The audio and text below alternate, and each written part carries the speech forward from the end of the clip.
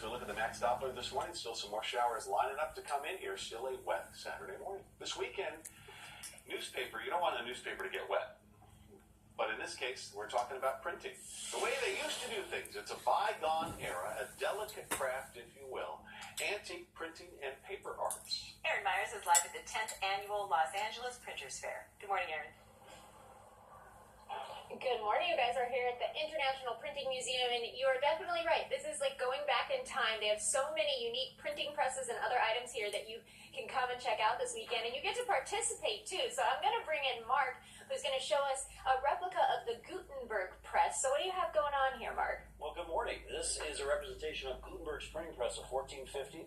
Part of our celebration today at the Los Angeles Printers Fair is a chance for our visitors to experience these wonderful working tours. We're printing right now a page of the Gutenberg Bible. This one takes work. We talked about this. This is like pulling a plow all day. You get about 80 copies an hour. And a workout. Probably faster than your digital press sometimes. So this is what Gutenberg was printing back in 1450, one page of his Bible. And this is the machine and the process that totally changed the world. You know, in 5 years, he printed 180 Bibles, compared to a monk who took 3 to 5 years. And within 50 years of the printing of this book, close to 12 million books have been produced around Europe. And now this is just one of the things guests can come see. Talk to me about the fair in general, all you guys have to offer. Sure. This is our 10th annual fair. We're going to have about 80, 90 artists, vendors, printers, paper makers, demonstrations all over the place. It's a chance to come down. I like to describe it as creativity on steroids. You get to learn, experience, do it, get your name cast and typed, print your own letterpress, wood type posters, and the artists are here to show you their work as well as let you buy it and purchase it. It's a day to experience and participate, learn, buy things, enjoy. Come join the crowds today. If you guys want to check it out, we'll go ahead and put the details up on the screen for you. It's going on all weekend long here at the International Printing Museum in Carson. You can go to printingmuseum.org for more information. Printmuseum.org. There we go, printmuseum.org. You want to come check it out, 10 to 4 today and tomorrow. And guys, back here live, we'll have much more to show you in the next few hours. A lot of good stuff out here. I'll send it back to you. All right, thank you so much, Erin. It is high five time. 8:16 right now. A vintage art form is getting new life at a unique event this weekend. Erin Myers live at the 10th Annual Los Angeles Printers Fair.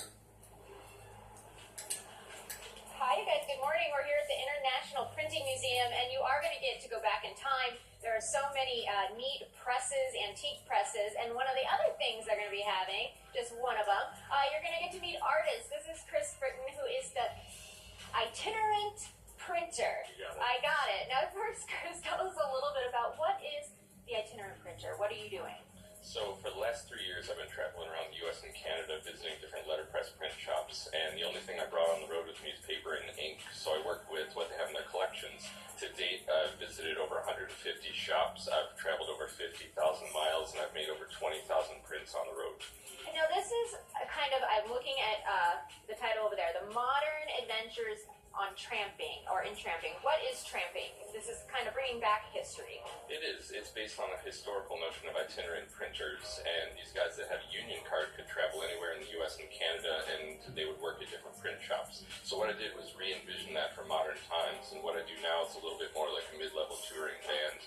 As I travel around, I do pop-up exhibitions and shows, and then I sell prints along the way, and it makes enough money to get to the next stop. And then tell us a little bit about your work. We are showing it right now.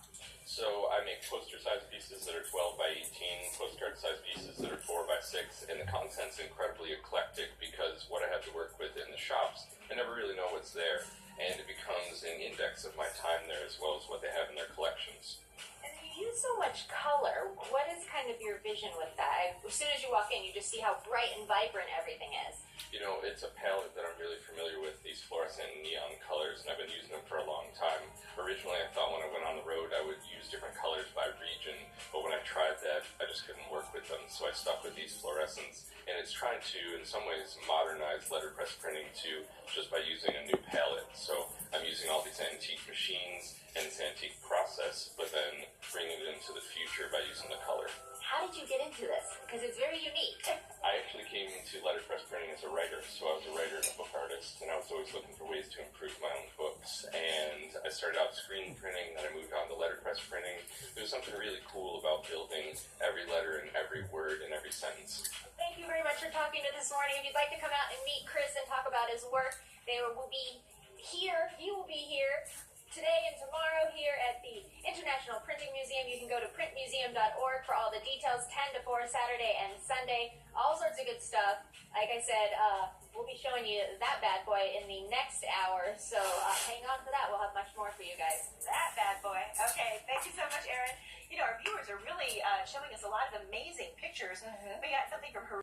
This weekend, you can set down your devices, if you dare, and enjoy an antique art form on vintage equipment. Erin Myers is live at the 10th Annual Los Angeles Printers Fair. Good morning, Erin.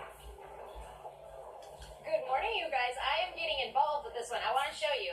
That right there, that poster, you can kind of see it here. I made it, and they're going to come out this way. I was actually cranking the wheel over there, and it is not easy at all. And this is quite the machine. This is the only one, the only type of these in the United States right now. So I'm going to bring in Kevin Bradley, who's a master printmaker, and tell us a little bit about what we have here.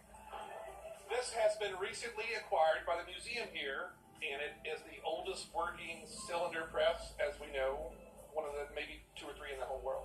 And it's called the Heidelberg. It's a Heidelberg cylinder press, so this is a hand crank machine, and it's amazingly hard to crank. It was very hard. You get to make one, so you see it.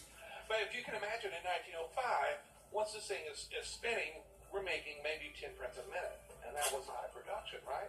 But the amount of work that went into this is a very non-sexy profession in 1905, probably, right?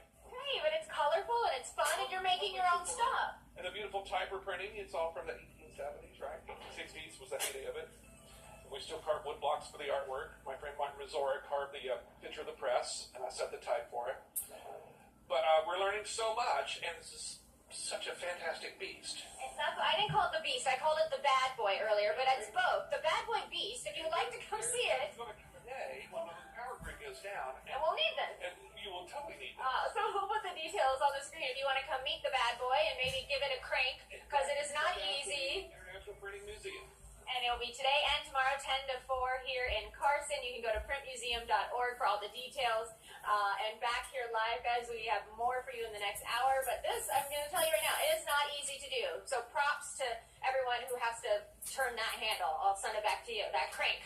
Who are you calling the crank? Thank you so much. Appreciate that. Hey, the number of tires is that, just this week they announced that the New York Times is going to stop printing a print edition soon. You gotta wonder if that's gonna happen. Remember the LA Times? There was a big printing plant in Orange County. There's a big printing plant in San Fernando Valley. They no longer have those. They don't print anything anymore. Oh, but they do. They do. Good morning, you guys. They absolutely do print things. It might be a little different than what you're used to, but it's beautiful. Take a look at some of the artwork you can see here at the International Printing Museum at their Printers Fair. Now, I have to show you these two right here. They call my name. Kitty's on printing. I'm in with this. I'm going to bring in Melissa and James, who are the artists behind all this. Tell me a little bit about your guys' work, your company. Sure. Well, my name's Melissa Buchanan. That's James Buchanan. And together we're the Little Friends of Printmaking. We're out of Pasadena. We're designers and illustrators who also make hand-printed silk screens and accessories as well. James, how did you guys get started on this? Oh, we met in college, and our work was really similar, so it was either join up or kill each other, become enemies or something. So we joined up, and then we got married, and all the, like 15 years later, who knows? Like, it's fine. I love it. Print and love together. Artist and love. It's fabulous. And I want to bring in Lisa. She's ducked down over here. Hi. Good morning. Tell me a little bit about what you've got going on. Yeah, I'm a letterpress printer and book artist, and my press name is Afro Nostalgia Press, inspired by nature and city landscapes, and bring that into all of my work. How did you get involved? I moved to LA about 9 years ago, and before that I had studied book arts in London, so I've been letterpress printing for a very long time, and really excited to be part of the letterpress community in LA. You can come check her out and take a look at her work, and then I want to bring in Emily as well, who has my kind of t-shirt on as well, meow, meow, meow. Now, Emily, tell me a little bit about your work that's behind me. My press name is RX Letterpress, and I love to bring my inspiration for cats and snark together and make people laugh for a living. Love it. Cats and snark do go together. If you guys would like to come check out the Printers Fair, we'll put the details up on the screen for you. It's going on all day today till 4 o'clock and till 4 o'clock tomorrow as well. Go to printmuseum.org for all the details. A lot of good stuff going on. Back here live, you can come check out all the artwork. So the print, it is still here. It has not died. It's just prettier even now. It's prettier. Guys, I'll send it back to you. All right, fantastic. Thank you so much, Erin.